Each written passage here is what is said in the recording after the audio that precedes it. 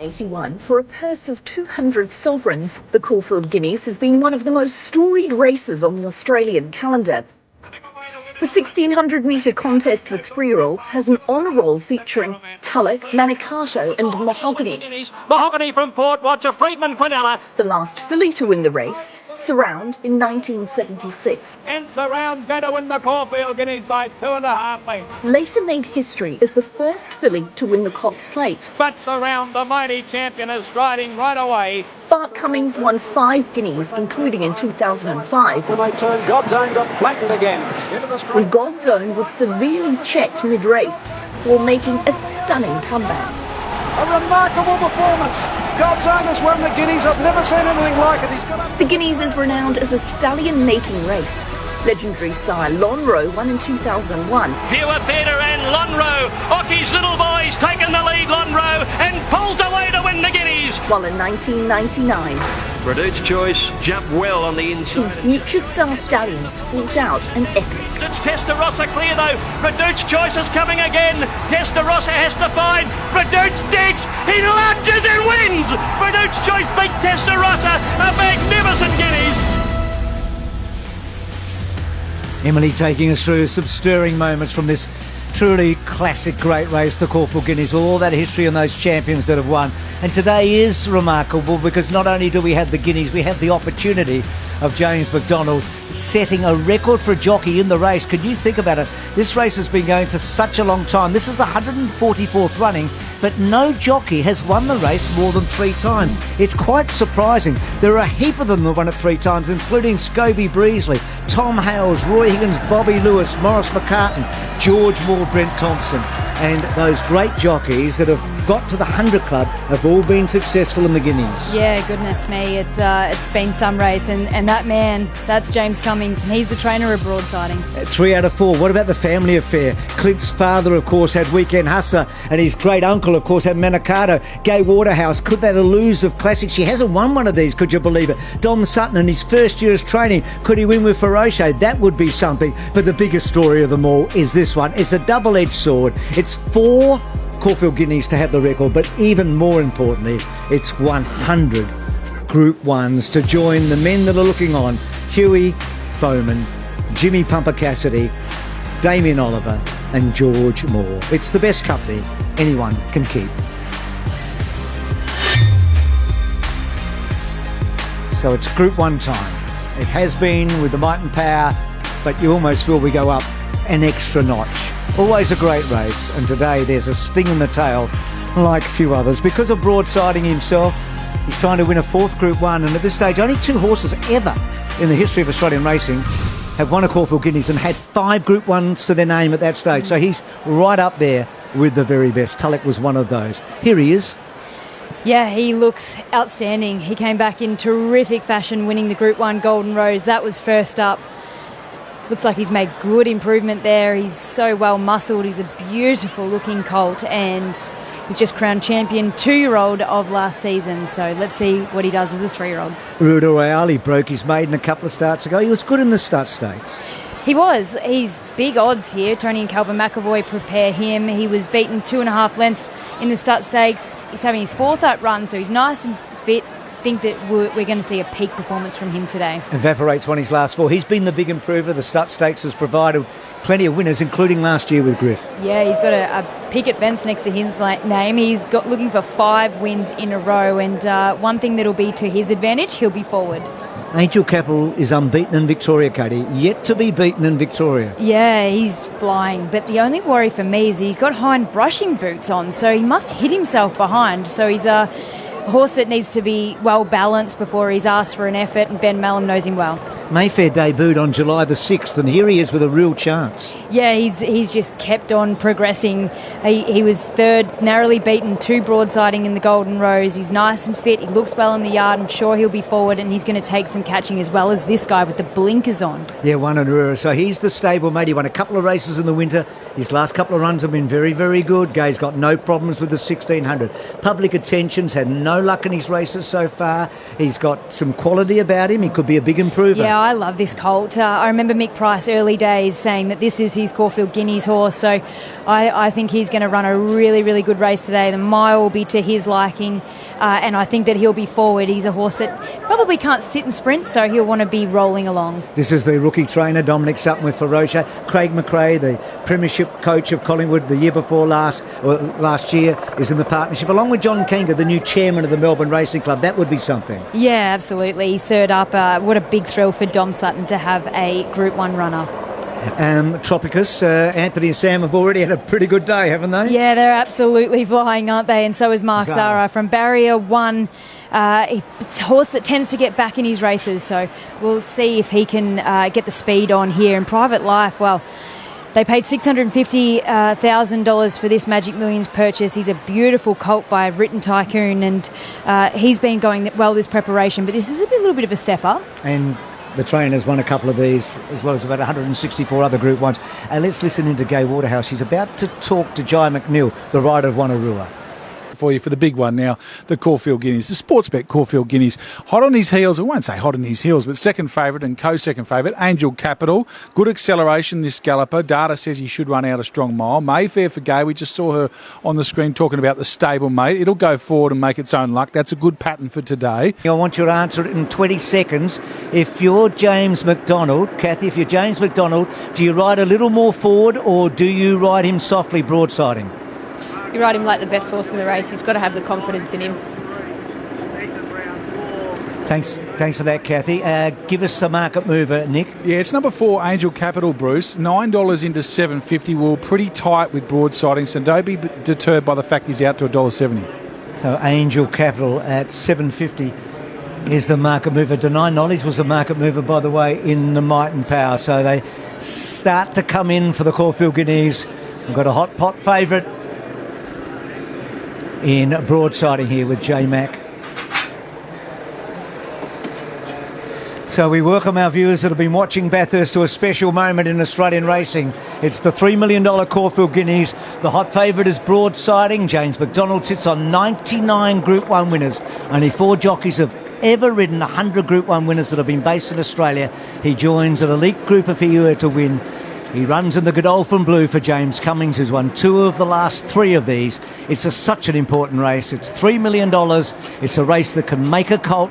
This bloke's already won 4 Group 1s, 3 Group 1s to his name broadsiding. He was the champion 2-year-old of last year, and we're about to reach a moment in Australian racing. So the last to come up is the 300-1 outsider, Jamie Mott, to bring out Vianara, and they'll be locked away. The 144th running of one of the great races of the Australian turf. It's been a leader's track. It's a big challenge for a horse that goes back in his races. Vianara almost in. Shove, shove, shove. And can you believe it? The despised outsider does not want to take his place. Now he does. Here's Matt Hill. Bye for a start. Caulfield Guineas. Ready. Sets, and they're racing. Broadsiding towards the outside, away fairly. Ruta Royale jumped quickly, with also Private Life, who's going to lead them early. Feroce and Tropicus behind those horses. Wanneroo is in about 4th or 5th as they settle down into stride. They were followed by around the outside Mayfair, who got to about 6th. And driving through between horses, Public Attention's now in the top 4. So the leader at the 1100 metres, Private Life, by 3/4 of a length, Ruta Royale. Feroce is third, followed by Public Attention. 1.5 lengths, Tropicus on the fence. And then came Wanneroo. Next in the field is Mayfair, 1.5 lengths to broadsiding, who's 2/3 down the field from Evaporate, Angel Capital, and the bolter Vianara. To the side of the course now, 800 metres to go. And the leader, Private Life, by a 1/2 length, Ruta Royale. 1.25 lengths, Feroce third, and then came Public Attention. 1 length away, Wanneroo. Mayfair deeper from Tropicus. 1.5 lengths, Evaporate, broadsiding third last from Angel Capital, and last of all Vianara. 500 metres to go. Private Life had a bit of a breather midway from in second Ruta Royale. Public Attention 3 deep. Feroce behind those horses trying to edge off the fence from Wannerua. Broadsiding still has 3 behind it. The leader Private Life led by a length. Ruta Royale, Feroce, Public Attention. Then came Evaporate. Broadsiding still a long way off them. Private Life, 200 metres to go. 2 lengths Feroce. Then came Evaporate and Broadsiding. Private Life at the 100 from Feroce. Private Life, Feroce coming at Private Life. Private Life has just won from Feroce, Evaporate, Broadsiding, then Public Attention, next to finish Vianara, and then came Tropicus, Angel Capital, a gap Ruta Royale, Wannerua, and a long last was Mayfair. Irony in this, isn't it?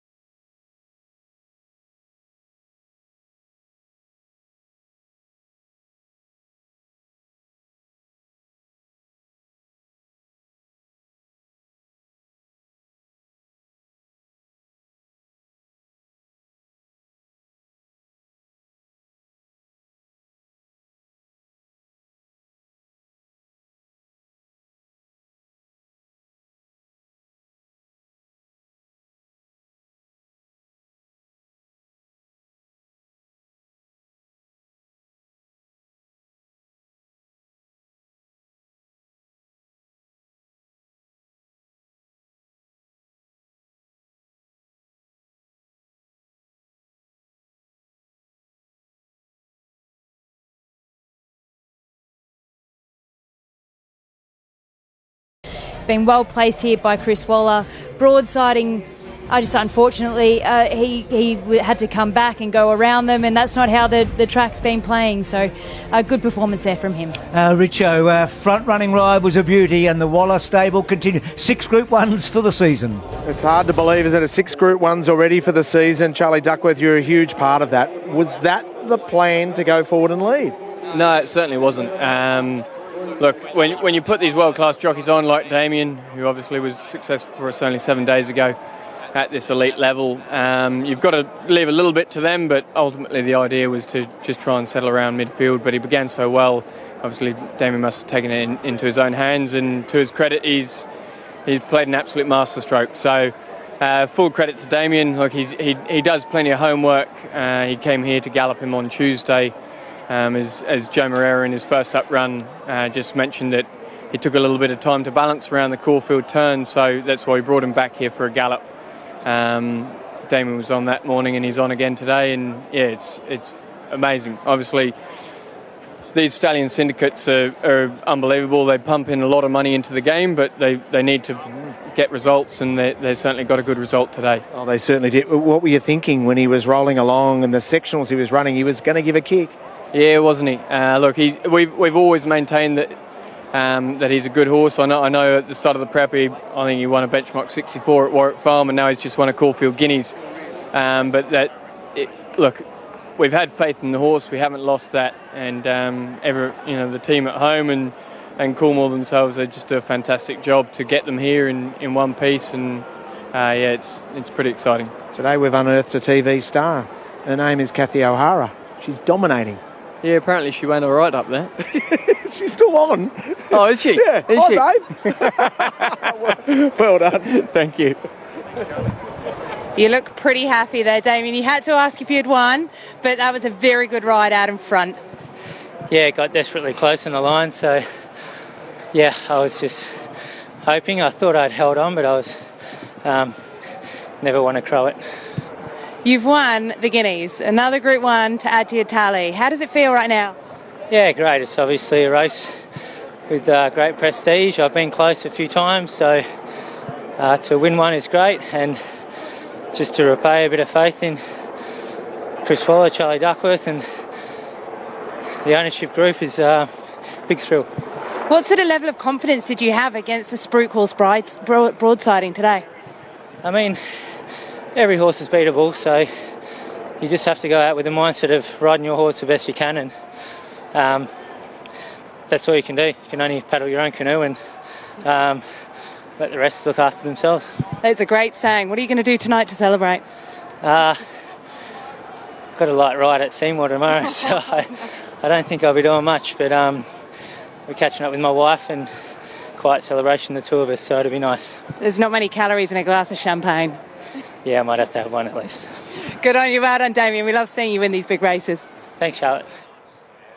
Congratulations, Chris. 167 Group 1 victories, and that was done in nice style. Yeah, it was. It was a fantastic rated ride.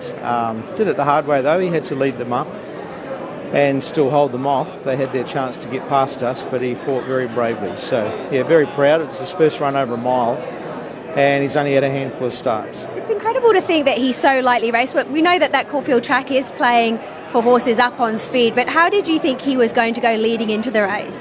We were quietly confident. Obviously, Broadsiding's a very good horse, and we missed out on James McDonald, but we picked up a pretty good ride. Cheeky smile there. James, if he probably could ride two horses in a race, he would. But, he said, I've got to ride this horse. It's been so good to me. I said, no, that's fine. And said to Tom Magnier from Cornwall, I said, don't worry, we've still got a good chance, even though James is not riding, and picking up Damien Lane's a big plus. Geez, you've had a terrific start to the spring so far. Still not finished. No, it's fantastic, and we've got great support. Obviously, any young trainer would be enviable of our position training for these types of owners, but the staff that just back up week after week, that's what makes me so proud.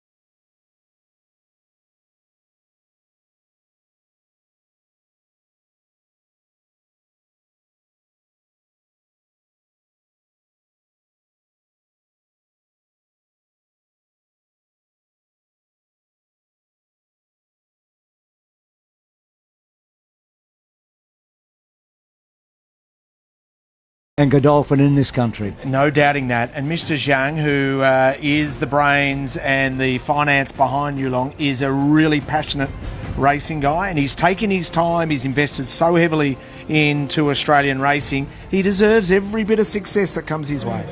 So Katie, Broadsiding here is 3 from the back. Private Life's about to go to the front. Ruda Royale outside of him. The favourite sits 4th last, but he's on the fence, and I think that's where Jones wanted to be. Yeah, well, I mean, he committed to going on the fence really early on in the race, and it was either that or probably sit 3 wide. So I suppose knowing that how the track was playing, he probably thought his best chance of winning the race was to be on the fence and try and ride the fence. But it came to a point in the race where he actually couldn't get a run at any. He was following Tropicus, and then he had to come to the extreme outside anyway. So. Yeah, it's obviously really frustrating the way that the track's been playing and that you have to be closer to the fence and on speed. But you'll see him here just, where does he go? He pops off Tropicus's back.